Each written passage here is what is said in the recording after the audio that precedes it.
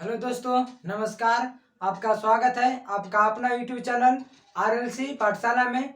मैं English grammar में tense पढ़ा रहा था और टेंस में भी प्रेजेंट परफेक्ट टेंस में इंट्रोगेटिव सेंटेंस आज पढ़ेंगे। इससे पहले अफर्मेटिव सेंटेंस और नेगेटिव सेंटेंस, इन दो प्रकार के सेंटेंसेस को पढ़ लिए थे।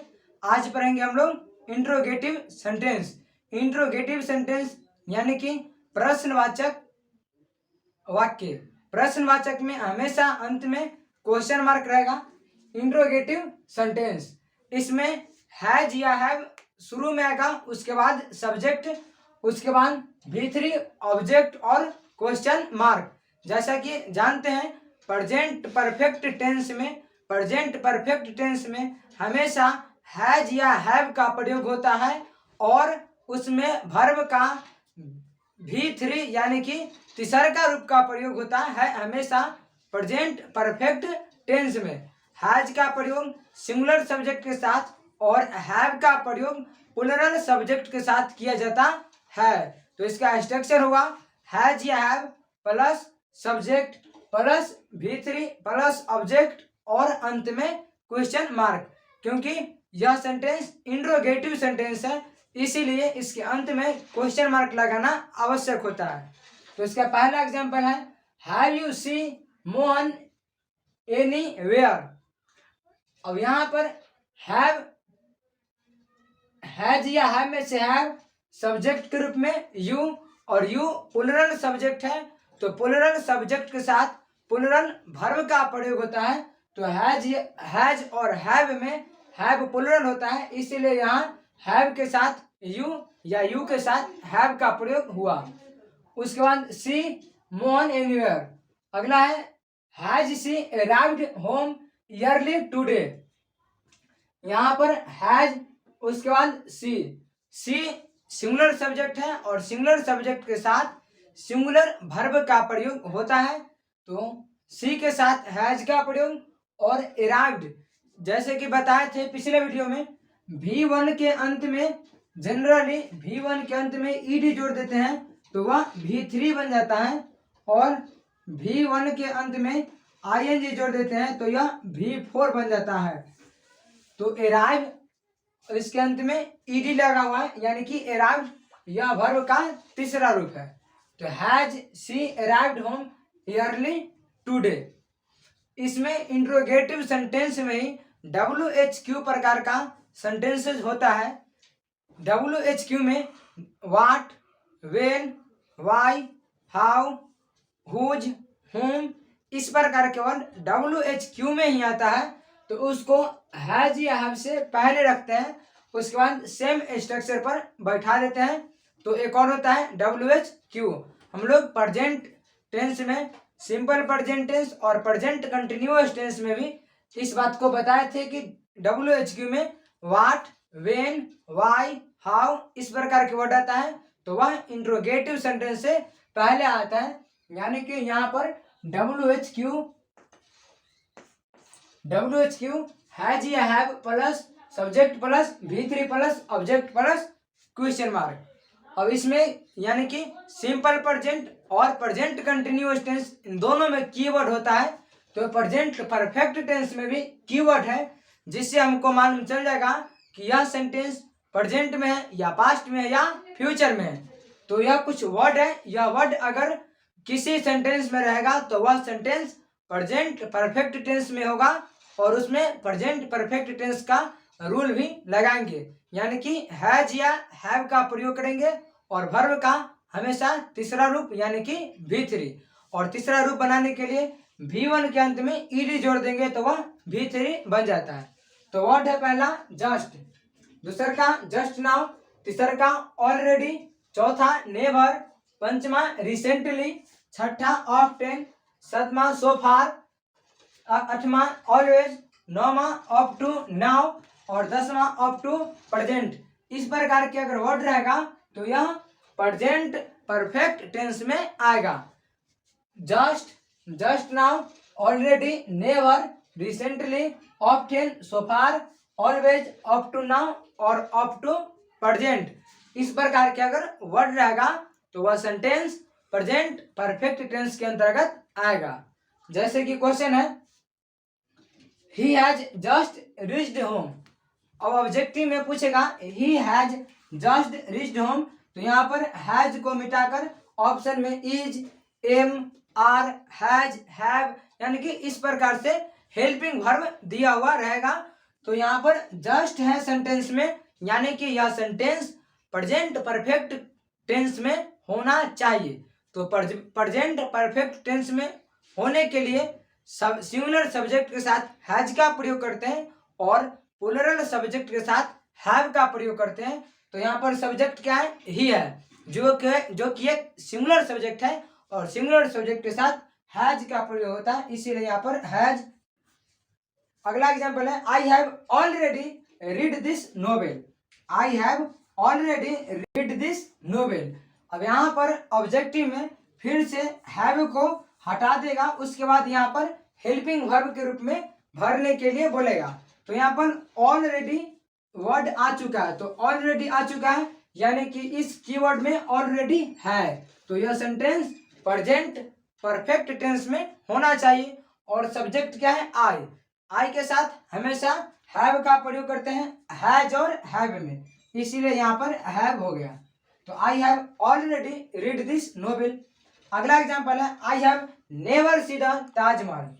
फिर से यहाँ पर नेवर वर्ड आ गया, तो इससे पहले हैव लगेगा और आई के साथ हैव लगता है, इसीलिए आई के साथ हैव। अब यहाँ पर है ताजमहल के पहले आर्टिकल द। हम लोग बताए थे हिस्टोरिकल बिल्डिंग्स के पहले आर्टिकल द का प्रयोग करते हैं, इसीलिए ताजमहल के पहले आर्टिकल द का प्रयोग हुआ है। ऑब्जेक्टिव में कई बार पूछेगा प्रश्न है ताजमहल के पहले आर्टिकल्स ए, एन और द में से कौन सा भरेगा, तो इसका आंसर होगा द, क्योंकि ताजमहल हिस्टोरिकल बिल्डिंग के अंतर्गत आता है और जितना भी हिस्टोरिकल बिल्डिंग है उन सभी में आर्टिकल्स द का प्रयोग होता है। तो प्रेजेंट टेंस में तीसरा प्रकार के टेंस था प्रेजेंट परफेक्ट टेंस, यह समाप्त होता है। अभी देखते हैं present perfect continuous tense. Present perfect continuous tense. Present tense चार प्रकार के, simple present tense, present continuous tense, present perfect tense और चौथा है प्रेजेंट परफेक्ट कंटिन्यूअस टेंस। तो आज पढ़ते हैं प्रेजेंट परफेक्ट कंटिन्यूअस टेंस। इसका आइडेंटिफिकेशन यानी कि पहचान करेंगे कैसे, तो अंत में रहेगा से रहा है, से रही है, से रहे हैं, यानी कि वह 2 वर्षों से पढ़ रहा है, वह सुबह से पढ़ रही है, वे लोग सुबह से काम कर रहे हैं, यानी कि से रहा है, से रही है, से रहे हैं। इस प्रकार के अगर वर्ड अंत में आएगा तो यह sentence present perfect continuous tense के अंतर्गत आएगा। और इसमें वर्ब के रूप में वर्ब दो प्रकार के, मेन वर्ब और हेल्पिंग वर्ब। तो मेन वर्ब में वर्ब का चौथा रूप लगाएंगे, क्योंकि यहाँ पर कंटिन्यूअस है यानी कि लगातार है, तो इसमें वर्ब का चौथा रूप यानी कि V4 का प्रयोग करेंगे और V1 में ing जोड़ देने पर यह V4 बन जाता है। V1 में ing जोड़ देंगे तो यह V4 बन जाता है। हेल्पिंग वर्ब के रूप में हैज या हैव, उसके बाद यहाँ पर बीन लगाना है, बीन, BEEN, बीन। यहाँ पर बी मतलब होता है होना और बी का रूप होता है बी, बीन, बिंग, इस प्रकार के बी का रूप होता है। तो हेल्पिंग वर्ब में हैज या हैव के बाद बीन का प्रयोग करना आवश्यक ही होता है। हैज या हैव उसके बाद बीन का प्रयोग है। तो हेल्पिंग वर्ब में हैज या हैव उसके बाद बीन लगाएंगे। फिर से वही बात, हैज का प्रयोग सिंगुलर सब्जेक्ट के साथ और हैव का प्रयोग प्लूरल सब्जेक्ट के साथ। इसमें 2 पॉइंट सबसे इंपॉर्टेंट होता है प्रेजेंट परफेक्ट कंटिन्यूअस टेंस में, एक होता है सिंस का प्रयोग और एक होता है फॉर का प्रयोग। बहुत ही इंपॉर्टेंट होता है क्योंकि अक्सर कंफ्यूजन हो जाता है सिंस का प्रयोग कहाँ करेंगे और फॉर का प्रयोग कहाँ करेंगे। तो सबसे पहले पढ़ते हैं सिंस का प्रयोग कहाँ करते हैं। तो सिंस का प्रयोग, पहला बात कि सिंस और फॉर दोनों का प्रयोग टाइम के रिस्पेक्ट में करते हैं। सिंस और फॉर का प्रयोग, दोनों का प्रयोग हम लोग टाइम के रिस्पेक्ट में करते हैं। वहीं पर टाइम अलग अलग हो जाता है। पहला होता है पॉइंट ऑफ टाइम और दूसरा होता है पीरियड ऑफ टाइम। जब भी पॉइंट ऑफ टाइम रहे तो उसमें सिंस का प्रयोग करेंगे। पॉइंट ऑफ टाइम रहेगा तो सिंस का प्रयोग करना है, अर्थात बिंदु का समय रहेगा। पहला एग्जांपल है सिंस मॉर्निंग, यानी कि कोई काम मॉर्निंग से हो रहा है, सुबह से हो रहा है, तो एक पॉइंट हो गया टाइम के रूप में सुबह, यानी कि सुबह से कोई काम हो रहा है तो एक पॉइंट हो गया, टाइम फिक्स हो गया। उसी प्रकार के सिंस मंडे, सिंस मंडे हम लोग पढ़ेंगे मंडे से, यानी कि सोमवार से, तो यह टाइम एक फिक्स हो गया कि हम लोग पढ़ेंगे सोमवार से। रूटीन बनाते हैं तो हम लोग पढ़ते हैं सोमवार से, तो यहाँ पर फिक्स्ड यानी कि टाइम पॉइंट वाला रहेगा, तो उसमें हम लोग सिंस का प्रयोग कर देना है। जैसे और एग्जांपल है सिंस 15 अगस्त, तो 15 अगस्त हम तो ये लोग जानते हैं 15 स्वतंत्रता दिवस 15 अगस्त को मनाया जाता है, यानी कि एक फिक्स पॉइंट है वह। अगला एग्जांपल है सिंस जनवरी, नए साल की शुरुआत हमेशा जनवरी महीने से होता है, तो यह जनवरी फिक्स पॉइंट है कि नया वर्ष जनवरी से ही स्टार्ट होगा। तो जब भी समय पॉइंट में फिक्स रहे तब उसके पहले सिंस का प्रयोग कर देना है। और एग्जांपल है सिंस 2020, यानी कि सिंस 2020, हम लोग 2020 में कोई काम करने जाएंगे, यानी कि 2020 तो पहले हो गया, पास्ट हो गया, यानी कि यहाँ पर 2022 या 2023 भी लिख देते, तो 2022 या 2023 में हम यह काम करने वाले हैं, तो एक पॉइंट हो जाता है, फिक्स हो जाता है, तो उसमें हम लोग सिंस का प्रयोग कर देते हैं। एक्चुअली 2020-22 तक बोल सकते हैं, 23 का प्रयोग नहीं करेंगे। अक्सर नहीं करने का वजह है क्योंकि वह सेंटेंस फ्यूचर में चला जाएगा। आप कर भी सकते हैं लेकिन नहीं करने का तात्पर्य है क्योंकि वह सेंटेंस फ्यूचर टेंस में चला जाएगा। यानी कि सिंस का प्रयोग हमको पॉइंट ऑफ टाइम, जहां पर समय फिक्स रहे वहीं पर सिंस का प्रयोग करना है। उम्मीद करते हैं सिंस का प्रयोग समझ में आ गया होगा। उसी प्रकार पढ़ते हैं फॉर का प्रयोग, और दोनों का प्रयोग टाइम के रिस्पेक्ट में ही होता है। फॉर का प्रयोग होता है पीरियड ऑफ टाइम, पीरियड यानी कि काल, पीरियड ऑफ टाइम कुछ दिनों से, कुछ मिनटों से, कुछ वर्षों से, यानी कि पीरियड लंबा समय रहे तब उसमें हम लोग फॉर का प्रयोग करेंगे। यहाँ पर था टाइम फिक्स्ड, पॉइंट था कि हम लोग पढ़ेंगे तो सोमवार से, पढ़ेंगे तो 2 बजे से, यानी कि एक और एग्जांपल लिखे होंगे 2 o'clock, यानी कि फिक्स्ड पॉइंट है, हम लोग इतने बजे से या इतने दिन से कोई काम करेंगे। जनवरी से कोई काम करेंगे तो जनवरी एक फिक्स्ड पॉइंट हो गया। हम लोग सुबह 6 बजे उठेंगे तो 6 o'clock, 6 o'clock फिक्स पॉइंट हो गया, तो उसके अंत शुरू में सिंस 6 o'clock का प्रयोग करेंगे। लेकिन फॉर में पीरियड ऑफ टाइम का लंबा समय के लिए, पीरियड मतलब काल, लंबा समय के लिए कर दिया जाए तब फॉर का प्रयोग करेंगे। जैसे पहला है फॉर 2 मिनट्स, 2 मिनट से वह काम कर रहा है, क्योंकि अंत में से रहा है, से रही है वर्ड आ रहा है।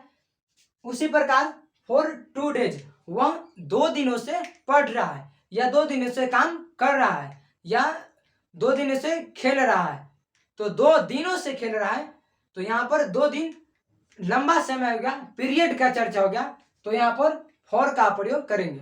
जैसे और एग्जांपल है फॉर ए वीक, हम लोग यह इस सप्ताह से यह काम करने वाले हैं। अगर यही सप्ताह में एक दिन, सप्ताह में 7 दिन और उसी में से एक दिन का बात कर देगा, यानी कि हम लोग मंडे, ट्यूसडे, वेडनेसडे, इस प्रकार के अगर वर्ड बोल दे, पार्टिकुलर डे का बात करेगा, तब हम लोग वह टाइम फिक्स हो जाएगा, तो इसीलिए सिंस का प्रयोग करेंगे, नहीं तो फॉर का प्रयोग करेंगे। यहाँ पर फॉर ए वीक था, यानी कि एक सप्ताह से यह काम चल रहा है, तो यह लंबे समय से चल रहा है, तो फॉर का प्रयोग करेंगे।